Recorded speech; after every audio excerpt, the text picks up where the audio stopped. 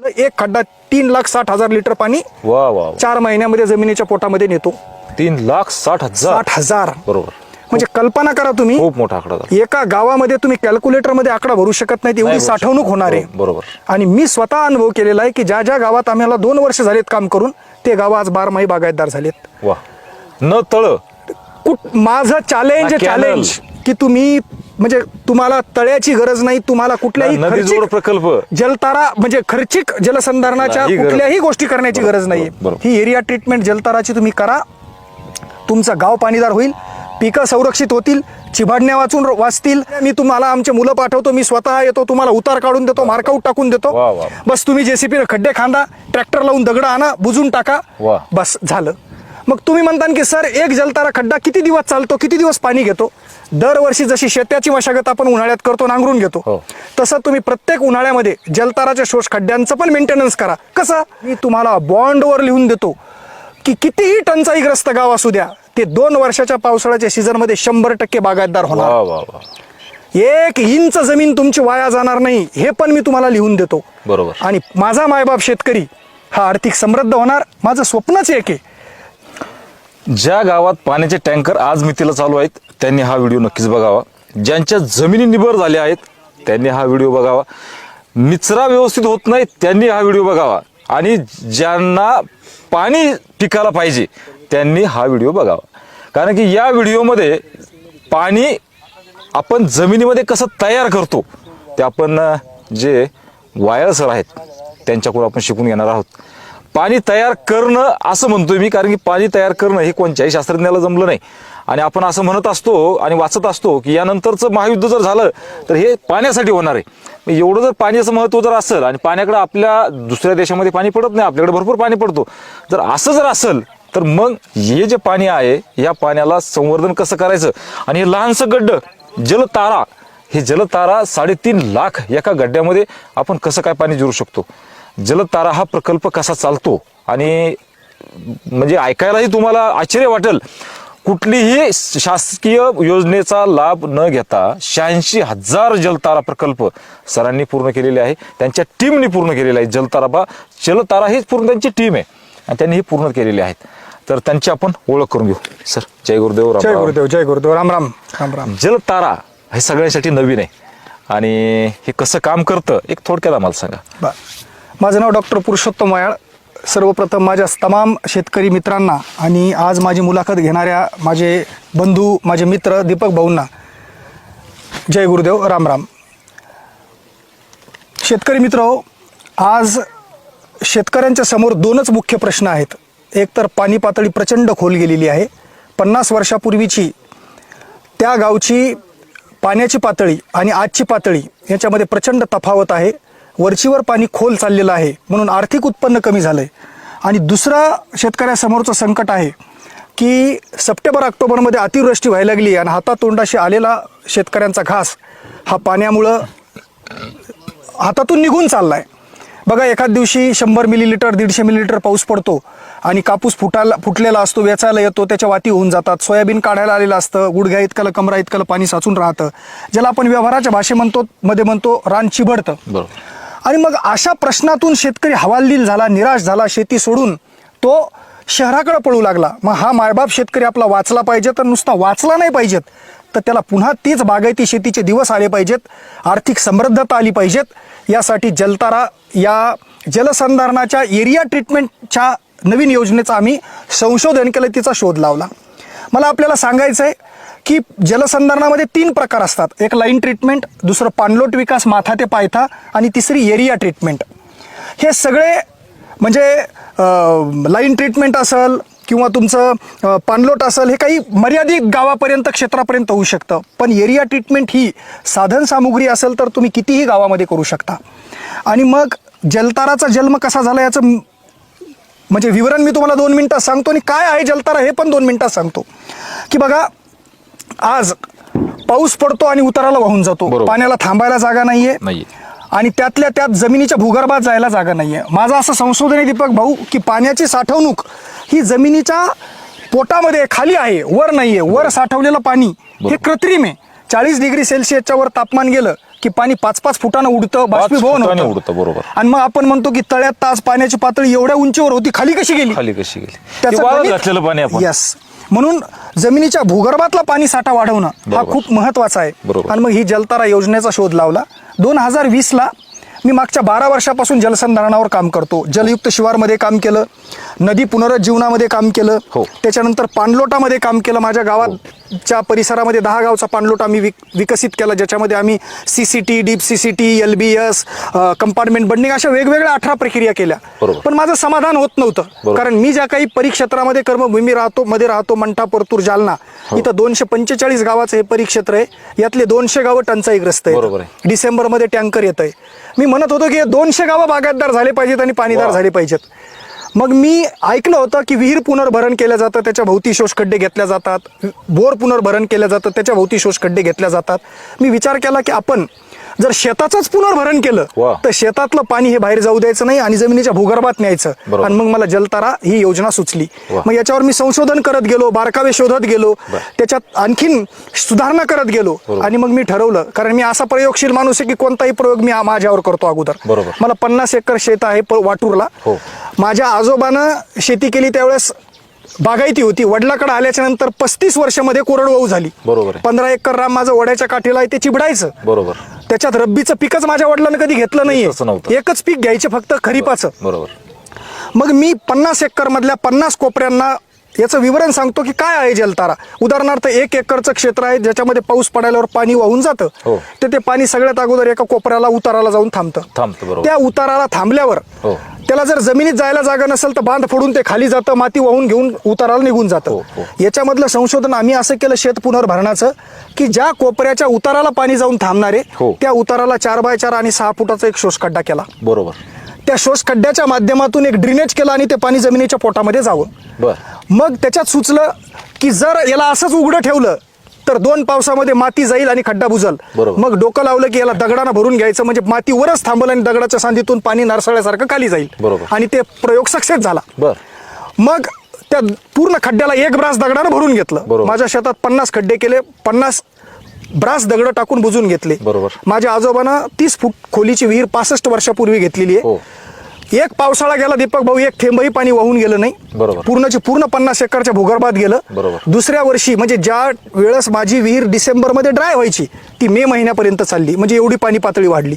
बरोबर. बरोबर. जे 15 एकर शेत चिबडायचं, बरोबर. त्यात पाण्याचा निचरा इतका फास्ट झाला, कितीही पाऊस पडू द्या आणि कितीही पाणी साचू द्या, 12 तासात खड्ड्याच्या माध्यमातून पाणी जमिनीच्या भूगर्भात जाणार, पाण्याचा निचरा होणार, पिकं संरक्षित राहणार. बायपास सर्जरी झाली. यस. पाण्याची. माती त्याच खुटाणामध्ये थांबल्या जाणार, म्हणजे वरची सुपीकता पण. बरोबर. म्हणजे शेतकऱ्यासमोरचे दोन्ही प्रश्नांची उत्तर आम्ही जलतारातून शोधलेत. पाणी पातळी पण वाढते आणि पाण्याचा निचरा होऊन रानं पण चिबडणे वाचून थांबतात. बरोबर. आणि हेच 2 महत्वाचे प्रश्न आहेत. बरोबर. आणि मग मला ज्यावेळेस खात्री पटली की शेतकऱ्याचे दोन्ही प्रश्न सुटतात, पाणी पातळी वाढते आणि शेतं पण सुरक्षित राहतात, चिबडत नाहीत, मग मी 4 गावाची निवड केली मंठा तालुक्यातल्या: पळसखेडा, मेसखेडा, झाटखेडा आणि पिंपरखेडा, जिथं डिसेंबरमध्ये टँकर यायचेत, जानेवारीमध्ये लोक ऊसतोडीला जायचेत, पाण्याचा थेंब नव्हता. बरोबर.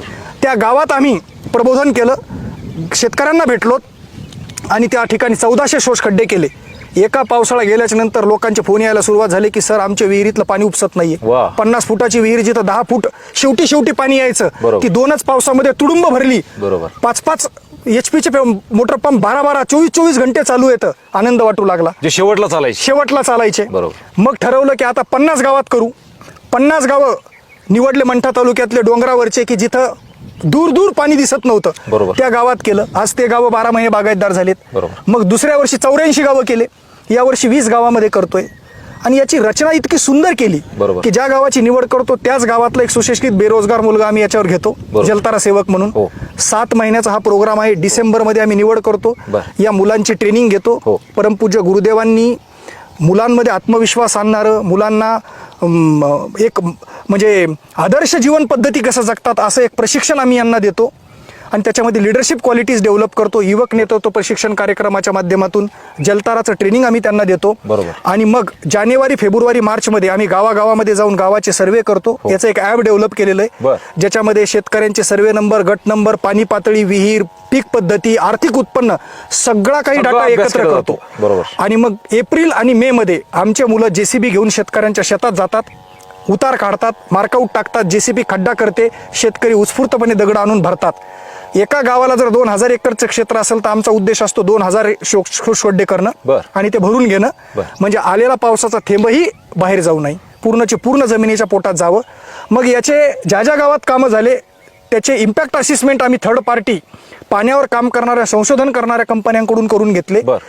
की त्यांचे रिपोर्ट इतके खतरनाक आहेत की इतका आनंद वाटला, ऊर भरून येतं. वा वा वा. की त्यांनी असं सांगितलं आम्हाला की एका एकरमध्ये 750 मिलीलिटर एका सीझनमध्ये पाऊस जर पडला हो. तर तुम्ही 80% पाणी वेस्टेज धरा, 20% तुमच्या जलताराच्या माध्यमातून जमिनीच्या पोटात गेलं बरोबर. तर त्या पाण्याचं कॅल्क्युलेशन त्यांनी दीपक भाऊ सांगितलं, एक खड्डा 3,60,000 लिटर पाणी वा वा वा. 4 महिन्यामध्ये जमिनीच्या पोटामध्ये नेतो. 3,60,000. 60,000 बरोबर. म्हणजे कल्पना करा तुम्ही, खूप मोठा आकडा झाला. एका गावामध्ये तुम्ही कॅल्क्युलेटर मध्ये आकडा भरू शकत नाही, एवढी साठवणूक होणार आहे. बरोबर. आणि मी स्वतः अनुभव केलेला आहे की ज्या ज्या गावात आम्हाला 2 वर्ष झालेत काम करून ते गाव आज 12 बागायतदार झालेत. वा. न तळ. माझं चॅलेंज ना कॅनल. चॅलेंज की तुम्ही म्हणजे तुम्हाला तळ्याची गरज नाही, तुम्हाला कुठल्याही ना नदीजोड खर्चिक प्रकल्प. जलतारा म्हणजे खर्चिक जलसंधारणाच्या नाही गरज. कुठल्याही गोष्टी करण्याची बरोबर, गरज नाहीये. बरोबर. ही एरिया ट्रीटमेंट जलताराची तुम्ही करा, तुमचं गाव पाणीदार होईल, पिकं संरक्षित होतील, चिभाडण्या वाचतील आणि मग आज 3-3, 4-4 वर्ष झालेल्या गावांमधले अनुभव फार मजेशीर आहेत. बरोबर. आज तुम्हाला माहिती आहे हो. की 2 फायदे झाले, म्हणजे पाणी पातळी वाढली, रानं चिभाडण्या वाचून राहिले. बरोबर. आता तुम्हाला मी सांगतो की आपल्या ग्रामीण भागामध्ये समजा 2 भावांचं शेत लागून आहे, हो. तर त्याचं पाणी याच्या शेतात आलं बांध फोडून, म्हणून दोघांचे भांडणं व्हायलेत. हो हो. भरपूर. मला आज कित्येक गावातून फोन येतात पहिल्या दीपक भाऊ, पावसात ते चालू असतं. बस की ते म्हणताय सर तुमच्या जलतारानं आमचे भांडणच वाचवलं. अरे वा वा. कारण त्याच्या शेतातलं पाणी माझ्या शेतात बांध बरं. फोडून येईच ना, बरं, त्याच्या बरं. शेतात मुरायला वा, वा, लागले, वा. माझ्या शेतातलं पाणी माझ्या शेतात आहे. बरं. म्हणजे असे असंख्य अनुभव शेतकऱ्यांचे ऐकायला भेटतायत. आणि आनंद दीपक भाऊ हा आहे की आज 168 गावांमध्ये आम्ही जलतारा प्रकल्प केलाय, 86,000 शोषखड्डे केलेत, 3.5 ते 4 लाख एकर जमीन ओलिताखाली आली हो. आहे. आणि माझा संकल्प आहे की हे आमच्या मंठा परतूर जालना तालुक्यातल्या 245 गावाचं जे क्लस्टर आहे ते अगोदर भारतामध्ये एक मॉडेल करायचं. बरोबर. आणि मग तमाम भारतामध्ये हे काम करायचं. आणि आजही महाराष्ट्राच्या कानाकोपऱ्यामध्ये आम्ही हे काम करतोय. माझी विनंती आहे शेतकरी मित्रांना, तुम्ही स्वतः होऊन पण हे करू शकता. उदाहरणार्थ दीपक भाऊला 40 एकर जमीन आहे, बरोबर. त्यांनी ठरवलं की सर मला जलतारा प्रकल्प करायचा, मला मार्गदर्शन करा, मी 24 घंटे तयार आहे. बरोबर. बस काहीच नाही करायचं तुम्हाला. मी सांगतो एक JCB मशीन लागते, तुम्ही तुमची लावू शकता, दगड तुमच्याकडे अवेलेबल आहेत. आणि आता तर मी तुम्हाला परत एक मार्ग सांगतो, प्रत्येक गावात मनरेगाच्या विहिरी झाल्यात, बरोबर. त्याच्यातून काळा पाषाणाचा दगड हो, निघालेला आहे. आहे. त्या शेतकऱ्याला जमीन रिकामी करायची म्हणून तो दगड द्यायचा आहे. बरोबर आहे. तुम्ही JCB मशीन न्या, मी तुम्हाला आमचे मुलं पाठवतो, मी स्वतः येतो, तुम्हाला उतार काढून देतो, मार्कआउट टाकून देतो. वा, वा. बस तुम्ही JCB खड्डे खांदा, ट्रॅक्टर लावून दगड आणा, बुजून टाका, वा. बस झालं. मग तुम्ही म्हणता की सर एक जलतारा खड्डा किती दिवस चालतो, किती दिवस पाणी घेतो? दरवर्षी जशी शेताची मशागत आपण उन्हाळ्यात करतो, नांगरून घेतो, हो. तसं तुम्ही प्रत्येक उन्हाळ्यामध्ये जलताराच्या शोष खड्ड्यांचं पण मेंटेनन्स करा. कसं? 3 फूट हो. त्या जलताराच्या शोष खड्ड्याला टिकावानं खांदून घ्या, 15 मिनिटात खांदल्या जातात. बरोबर. वर आलेली माती बाजूला काढून टाकायची, बरोबर. 3 फुटाचे दगड बाहेर काढायचे, बरोबर. बस खाली मोकळं आहे पूर्ण. हो. आणि मग ते दगड परत उलटे करून टाकून द्यायची. बस एवढं. म्हणजे जसं आपण Servicing एखाद्या करायची गाडीची वा. सर्व्हिसिंग करतो, हो हो हो. त्याच्यात आलेला कचरा धुवून काढतो, बर. तसा हा या जलताराच्या शोषखड्ड्यावरचा मातीचा कचरा धुवून काढायचा. बर. एका पावसाळ्याच्या सीझनसाठी पुन्हा तो खड्डा तयार पाणी जमिनीच्या भूगर्भात नेण्यासाठी इतका सोपा पॅटर्न आहे. माझं तुम्हाला आव्हान आहे की जर गावाच्या प्रत्येक शेतकऱ्यांना या योजनेचा लाभ घेतला आणि 2000 एकरचं क्षेत्र जर पूर्ण तुम्ही केलं तर 2 वर्षामध्ये, मी अतिशोक्ती सांगत नाही, टेक्निकल पॅरामीटरच्या माध्यमातून माझ्या 12 वर्षाच्या जलसंधारणाच्या अनुभवातून मी तुम्हाला बॉन्डवर लिहून देतो की कितीही टंचाईग्रस्त गाव असू द्या, ते 2 वर्षाच्या पावसाळ्याच्या सीझनमध्ये 100% बागायतदार होणार. वा वा वा. 1 इंच जमीन तुमची वाया जाणार नाही, हे पण मी तुम्हाला लिहून देतो. बरोबर. आणि माझा मायबाप शेतकरी हा आर्थिक समृद्ध होणार. माझं स्वप्नच एक आहे की एकही शेतकरी हा निराशेमध्ये आणि तणावामध्ये पाहायचा नाहीये. बरोबर. आणि जर त्याला जर समृद्धता आणायची असेल तर पाण्याशिवाय पर्याय नाहीये. म्हणून मी आज माझ्या 100 ते 200 जलतारा सेवकाच्या माध्यमातून हे अभियान आम्ही सुरू केलेलं आहे. परमपूज्य Gurudev art of living social प्रकल्प, सेव्ह ग्राउंड वॉटर, माझे अमेरिकेतले मित्र मनू निंबोदरीजी, आम्ही सगळेजण दिवस रात्र हेच काम करत आहोत. म्हणून माझं सगळ्या महाराष्ट्रातल्या, भारतातल्या शेतकऱ्यांना आव्हान आहे दीपक भाऊ तुमच्या माध्यमातून, कारण तुम्ही शेतीसाठी हा जो नवीन उपक्रम सुरू केलेला आहे, माझी शेती माझी प्रयोगशाळा, आपली शेती आपली प्रयोगशाळा. मला आज खरंच आनंद वाटतो की एक शेतकरी एका शेतकऱ्यांसाठी काम करणाऱ्या माणसाला शेतकऱ्यांसमोर आणतोय. माझे आतापर्यंत खूप नॅशनल चॅनलवर इंटरव्ह्यू झाले, पण मला आज तुमच्या इंटरव्ह्यूला देताना म्हणजे अक्षरशः भरून आलंय, गदगद होतंय की आम्ही एका काळ्या रानामध्ये उभे आहोत. आणि आज उद्देश हा आहे आमच्या दोघांचा पण की तुम्हाला समृद्धता मिळावी. बरोबर. आणि निश्चित सांगतो की जलतारा तुम्हाला पाणीदार करणार, जलतारा तुम्हाला बागायतदार करणार, जलतारा गाव पाणीदार करणार आणि जलतारा हजारातला शेतकरी लाखात खेळवणार. जलतारा तरुण मुलांना जे बेरोजगार आहेत, जे व्यवसाय शोधतायत, जे नोकरी शोधतायत, तुम्हाला शेतीमध्ये राजा बनवणार आणि म्हणजे खऱ्या अर्थानं कृषीप्रधान देशाचा तुम्हाला खऱ्या अर्थानं नागरिक म्हणून जगण्याचा हक्क देणार. म्हणून आम्ही दिवस रात्र गावाला पाणीदार करण्याचं हे जलताराचं अभियान चालवत आहोत. कधीही तुम्हाला जर वाटलं की आम्हाला स्वतः करायचंय, आम्हाला मार्गदर्शन पाहिजेत, तर मी आणि माझी टीम तुमच्यासाठी 24 तास हजर आहोत. कुठंही बोलवा, दुसऱ्या मिनिटाला आम्ही तुमच्या दिशेनं निघू. फक्त उद्देश एकच आहे प्रामाणिक की तुम्ही समृद्ध व्हावेत, माझा मायबाप शेतकरी आर्थिक समृद्ध व्हावा. खूप खूप धन्यवाद दीपक भाऊ. धन्यवाद सरांचं. शेतकऱ्यांसाठी मातीसाठी जे नाळ आहे ही फार विलक्षण आहे. माझ्या हातात खूप वेळचा मी हा मातीचा ढेकूळ घेऊन उभा आहे. ढेकूळ जर तुम्ही पाहत असाल तर ही चिरपांडी निघलेली आहे, चिबळणारं रान आहे.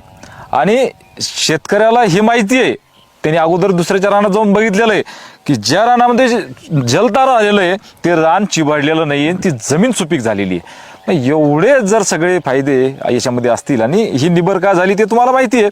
आपल्याकडे नांगर नाही आहे, आता मोठमोठे ट्रॅक्टर आपण वापरतो ते वापरणारच आहे, शेणखत नाही आहे आणि या सगळ्या गोष्टीचा परिणाम आपल्याच पिकावर होणार आहे. आणि याचं जर असं जर जलतारा आपण जर केलं आणि जर सगळ्या प्रश्नाचं उत्तर येऊन जर जलतारावर येऊन थांबत असेल तर मला वाटतं सरांनी जो काही मार्ग दाखवला त्या पद्धतीने आपण वागायला आणि तसं काम करायला काहीच हरकत नसावी. सविस्तर व्हिडिओ आपली शेती आपली प्रयोगशाळा फेसबुक पेज आणि यूट्यूब चॅनलवर सुद्धा टाकलेला आहे. त्यांचं काम एकदम ग्रेट आहे. त्यांचा मी सांगावं अशी गरज नाही, कारण की त्यांच्याकडे भरपूर राज्यच नाही राष्ट्रामधले भरपूर लोक येऊन गेले, त्यांना भरपूर पारितोषिक मिळालेले आहेत. आणि त्यापेक्षा सर्वात जास्त पारितोषिक हे शेतकऱ्यांनी त्यांना भेट देऊन घेतलेलं आहे. आणि हे सर्व जो परिसर आहे हा जलमय करायचं त्यांचं जे स्वप्न आहे ते सध्या बऱ्याचशा गावात पूर्ण झालेलं आहे आणि आता हे चालूच आहे. जर तुम्हाला त्यांच्याशी कॉन्टॅक्ट करायचा असेल तर त्यांचा नंबर देतो, त्यांना नक्कीच कॉन्टॅक्ट करा. आणि ह्या सर्व टीम जलतारा टीमचं आपण सगळ्या आपली शेती आपली प्रयोगशाळा कुटुंबाच्या वतीने धन्यवाद मानतो. आणि सर फार चांगलं आणि मोलाची माहिती दिली त्याबद्दल धन्यवाद, आभारी आहे. राम राम. धन्यवाद. राम राम. राम राम. जय गुरुदेव.